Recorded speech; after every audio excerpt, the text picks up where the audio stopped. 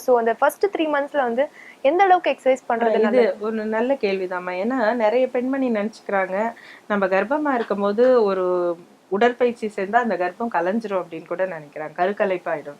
இதெல்லாம் தவறான கருத்து. ஒரு நல்ல முறையில் இருக்கக்கூடிய ஒரு கருத்தரித்தல வந்து நிச்சயமா ஒரு எக்ஸர்சைஸ் பண்றதாலயோ, ஒரு ஜிம்முக்கு போறதாலயோ, ஒரு எந்த ஓகே. உடற்பயிற்சி பண்றதாலயோ அழியாது. இப்ப ஓகே. அதுக்குன்னு சிலருக்கு இப்ப ஏற்கனவே அவங்களுக்கு 2 முறை அபார்ஷன் ஆயிருக்கு. ம். இல்ல அவங்களுக்கு ஏதோ ஒரு பிரச்சனை இருக்கு அப்படின்னும்போது, அவங்க கொஞ்சம் அதிகமாக அவங்க மகப்பேறு மருத்துவர் என்ன சொல்றாங்களோ அத ஃபாலோ பண்ணிக்கலாம்.